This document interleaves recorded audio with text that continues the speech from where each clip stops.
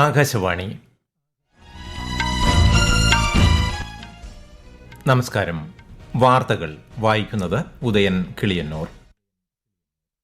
ഇന്ന് 76ാമത് റിപ്പബ്ലിക് ദിനം. രാഷ്ട്രപതിയുടെ നേതൃത്വത്തിൽ വർണ്ണോജ്വലമായ റിപ്പബ്ലിക് ദിനാഘോഷങ്ങൾക്കൊരുങ്ങി രാജ്യം.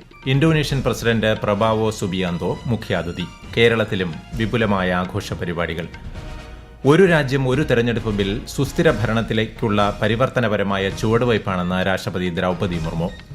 2025 പത്മ പുരസ്കാരങ്ങൾ പ്രഖ്യാപിച്ചു. MT വാസുദേവൻ നായർക്ക് മരണാനന്തര ബഹുമതിയായി പത്മവിഭൂഷൺ. ഏകീകൃത പെൻഷൻ പദ്ധതി രാജ്യത്ത് ഏപ്രിൽ 1 മുതൽ പ്രാബല്യത്തിലെന്ന് കേന്ദ്ര സർക്കാർ. വയനാട്ടിലെ കടുവ ആക്രമണത്തിന്റെ പശ്ചാത്തലത്തിൽ ഇന്ന് വനമന്ത്രി AK ശശീന്ദ്രന്റെ അധ്യക്ഷതയിൽ പ്രത്യേക യോഗം. വാർത്തകൾ വിശദമായി. ഇന്ന് രാജ്യത്തിന്റെ 76ാമത് റിപ്പബ്ലിക് ദിനം.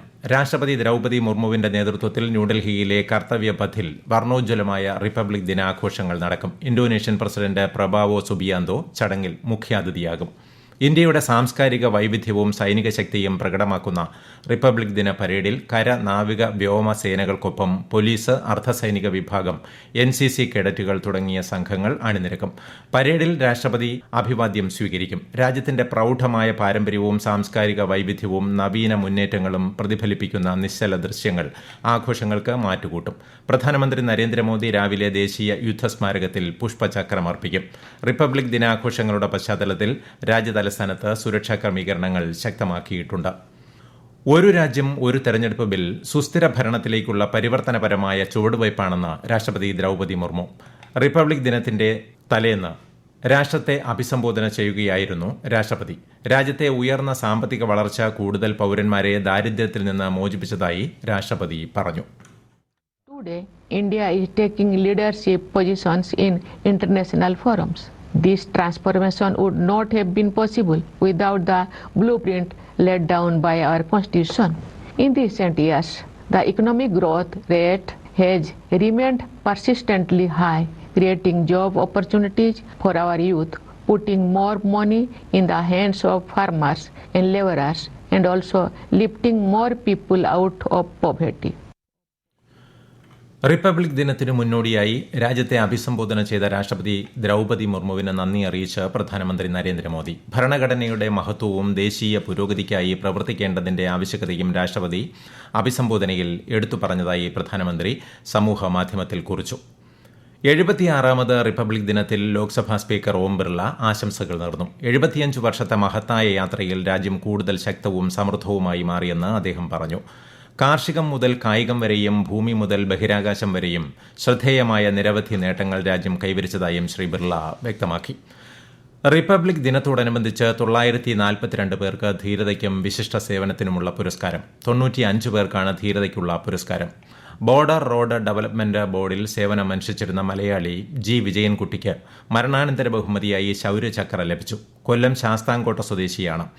കശ്മീരിൽ വീരമൃത്യു വരിച്ച കോഴിക്കോട് ഫറോക്ക് സ്വദേശി ലാൻസ് നായിക് P. ആദർശിന് മരണാനന്തര ബഹുമതിയായി ധീരതയ്ക്കുള്ള സേനാ മെഡൽ ലഭിച്ചു.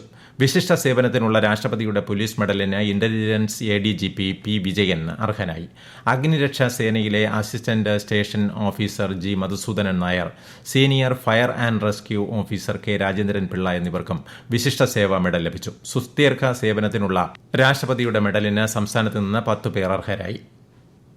റിപ്പബ്ലിക് ദിനത്തോടനുബന്ധിച്ച് രാഷ്ട്രപതിയുടെ തത്രക്ഷക് മെഡലുകൾക്ക് തീരസംരക്ഷണ സേനാ അംഗങ്ങൾ അർഹരായി. വിശിഷ്ട സേവനം, പ്രതിബദ്ധത എന്നിവ കണക്കിലെടുത്ത് പുരസ്കാരം നൽകിയത്. Operation Rakshak, operation snow leopard, operation Sahayata തുടങ്ങിയവയിൽ പങ്കെടുത്തവരും ഇക്കുറി രാഷ്ട്രപതിയുടെ മെഡലിന് അർഹരായിട്ടുണ്ട്.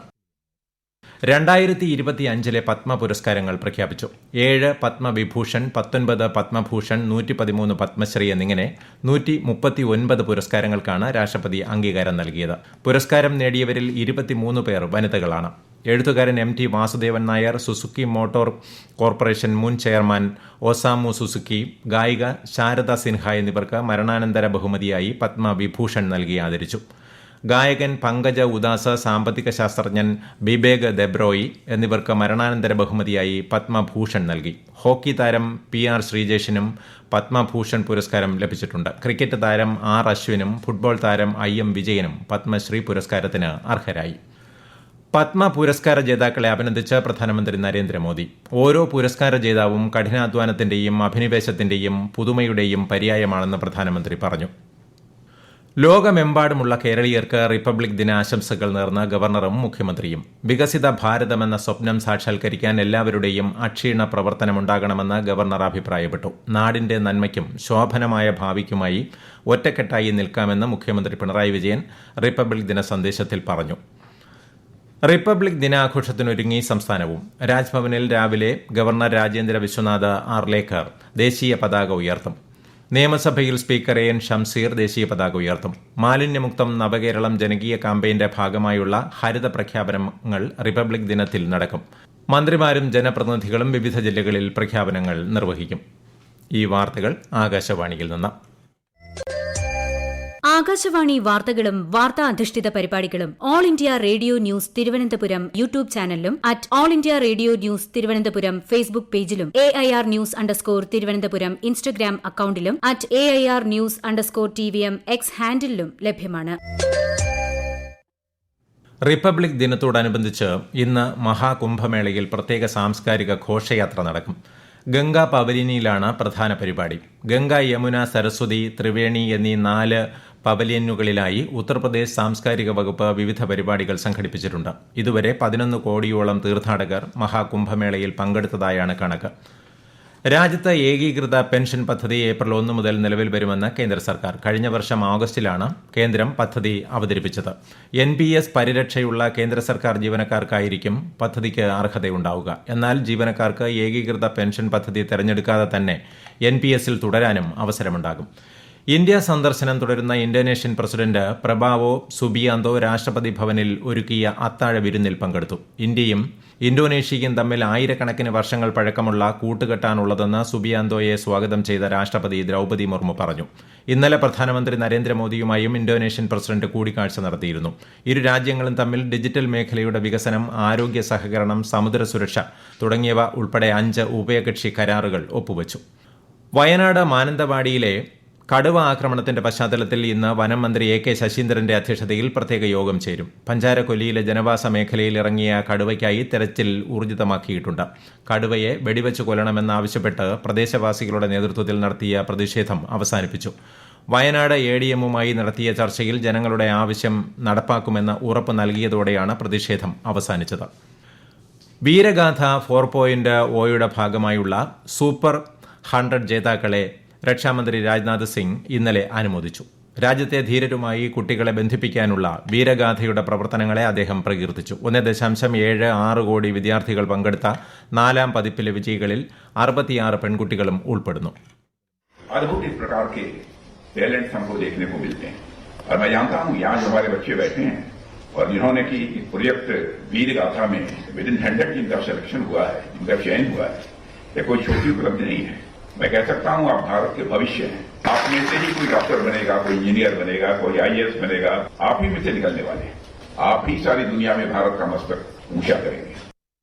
പ്രശസ്ത സംവിധായകൻ ഷാഫി കൊച്ചിയിൽ അന്തരിച്ചു. 56 വയസ്സായിരുന്നു. കുറച്ചു ദിവസങ്ങളായി ചികിത്സയിലായിരുന്നു. മായാവി, കല്യാണരാമൻ, ചട്ടമ്പിനാട് ഉൾപ്പെടെ പല ജനപ്രിയ സിനിമകളുടെയും സംവിധായകനായിരുന്നു. കബറടക്കം ഇന്ന് വൈകിട്ട് കലൂർ മുസ്ലിം ജമാഅത്ത് പള്ളിയിൽ നടക്കും. ഇംഗ്ലണ്ടിനെതിരായ 2020 ക്രിക്കറ്റ് പരമ്പരയിലെ 2ാം മത്സരത്തിൽ ഇന്ത്യയ്ക്ക് 2 വിക്കറ്റിന്റെ ഉജ്ജ്വല വിജയം. ടോസ് നഷ്ടപ്പെട്ട് ബാറ്റിംഗിനിറങ്ങിയ ഇംഗ്ലണ്ട് 165 റൺസ് എടുത്തു. മറുപടി ബാറ്റിംഗിൽ ഇന്ത്യ 4 പന്ത് ശേഷിക്കെയാണ് ലക്ഷ്യം മറികടന്നത്. ഇതോടെ 5 മത്സരങ്ങളുള്ള പരമ്പരയിൽ ഇന്ത്യ 2-0 മുന്നിലെത്തി. 3ാം മത്സരം മറ്റന്നാൾ രാജ്കോട്ടിൽ നടക്കും. പ്രധാന വാർത്തകൾ വീണ്ടും. ഇന്ന് 76ാമത് റിപ്പബ്ലിക് ദിനം. രാഷ്ട്രപതിയുടെ നേതൃത്വത്തിൽ വർണ്ണോജ്വലമായ റിപ്പബ്ലിക് ദിനാഘോഷങ്ങൾക്ക് ഒരുങ്ങി രാജ്യം. ഇന്തോനേഷ്യൻ പ്രസിഡന്റ് പ്രബാവോ സുബിയാന്തോ മുഖ്യാതിഥി. കേരളത്തിലും വിപുലമായ ആഘോഷ പരിപാടികൾ. ഒരു രാജ്യം ഒരു തെരഞ്ഞെടുപ്പ് ബിൽ സുസ്ഥിര ഭരണത്തിലേക്കുള്ള പരിവർത്തനപരമായ ചുവടുവയ്പ്പാണെന്ന് രാഷ്ട്രപതി ദ്രൌപദി മുർമു. 2025 പത്മ പുരസ്കാരങ്ങൾ പ്രഖ്യാപിച്ചു. MT വാസുദേവൻ നായർക്ക് മരണാനന്തര ബഹുമതിയായി പത്മവിഭൂഷൺ. ഏകീകൃത പെൻഷൻ പദ്ധതി രാജ്യത്ത് ഏപ്രിൽ 1 മുതൽ പ്രാബല്യത്തിലെന്ന് കേന്ദ്ര സർക്കാർ. വയനാട്ടിലെ കടുവ ആക്രമണത്തിന്റെ പശ്ചാത്തലത്തിൽ ഇന്ന് വനമന്ത്രി AK ശശീന്ദ്രന്റെ അധ്യക്ഷതയിൽ പ്രത്യേക യോഗം. വാർത്തകൾ കഴിഞ്ഞു. അടുത്ത വാർത്താ പ്രക്ഷേപണം ഉച്ചയ്ക്ക് 12:30.